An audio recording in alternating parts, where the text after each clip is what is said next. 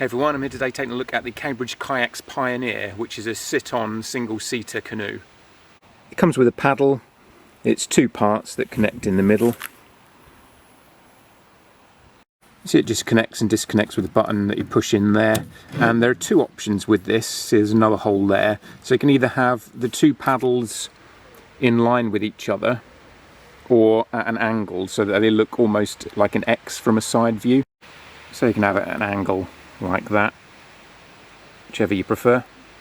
It has a built-in seat which is padded at the bottom there, and then the back piece is hard plastic, but if you're wearing a flotation device that cushions your back anyway, so I don't find that I really need that back piece to be cushioned like the seat is.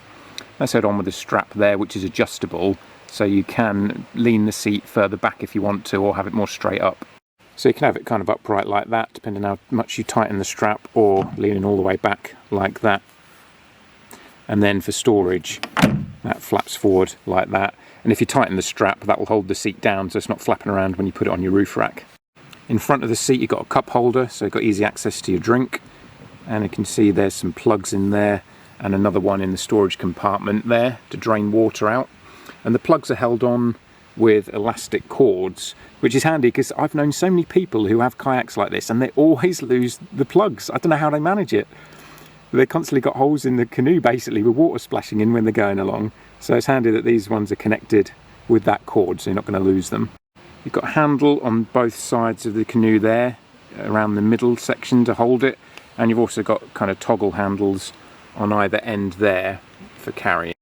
So that makes it easy to carry, and it's pretty lightweight as well, so it's not too hard to carry on your own over your shoulder. You've got a storage compartment on the back here with cords going across to hold your bag down. It's quite shallow though. That's my only real gripe with this, is I wish this was deeper so you could carry a bit more gear. It's fine just for a day pack with food and drinking, but if you were going to go out overnight in this, I think you'd have a bit of a struggle to carry all your equipment because there's no storage area at the front.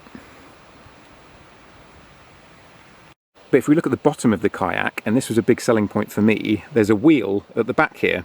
So you can basically drag this along the ground behind you with all your gear in. Because even though this is pretty lightweight, it does get clumsy if you're carrying a lot of extra gear. Like if you've got your water bottle, some food, your paddle, camera and a tripod like I have today. Having all that in one hand and then this in the other, it gets pretty clumsy, especially if you've got a bit of a journey down to the water's edge. So it's handy with this, I can just throw it all into the canoe and drag it along behind me.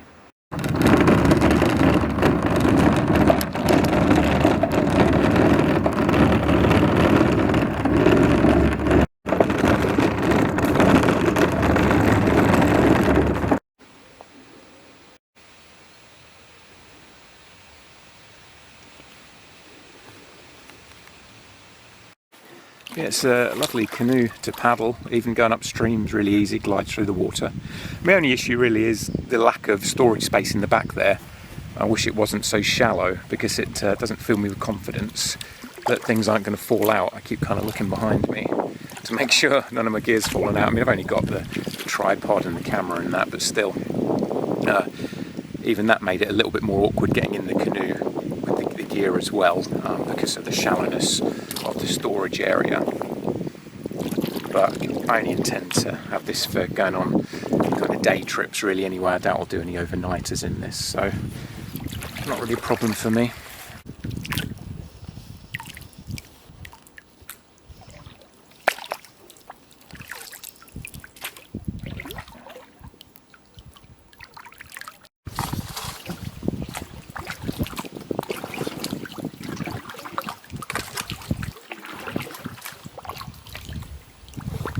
I had an inflatable canoe before this, and really they're a waste of money.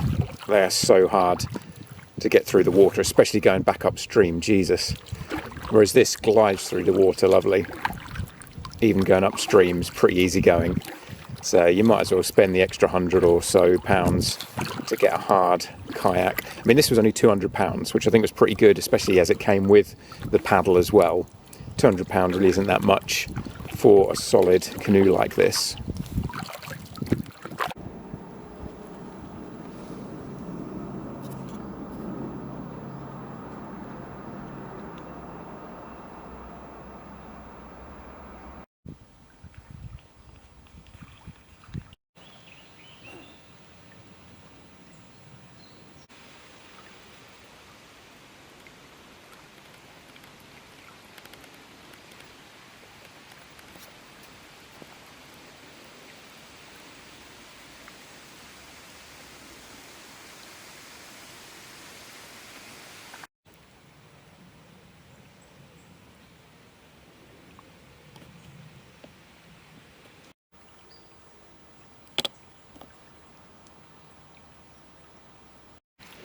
One of those swans was plucking its feathers, so I managed to grab a couple of them that were floating in the river.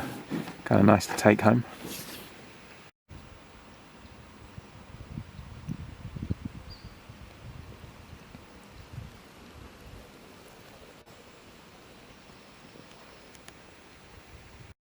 All strapped down on the roof rack there, because it's reasonably thin and lightweight. It's easy enough to get on there.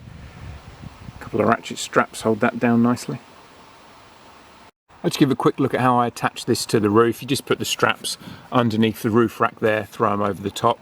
So you've got basically the two straps coming over the top, loop them around the bottom there again, hook them up, tighten it up, job done really. Though I do intend on keeping a couple of old socks in the car, which I'm going to put underneath this so that it's not tightening up flush against the canoe, because I don't end up denting it or warping the plastic there, scratching it or damaging it. So just an old sock to kind of stuff between this and the hull of the canoe. Other than Cambridge Kayaks themselves, I couldn't find any other videos on YouTube where anyone was taking this out and reviewing it, so I thought I might as well do it.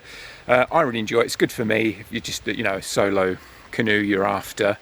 £200 I don't think it's too bad a price either, though that was me picking it up. If you want it delivered, I think it's another £50, and I've seen them on like Amazon and eBay, and they tend to add another £100 or so.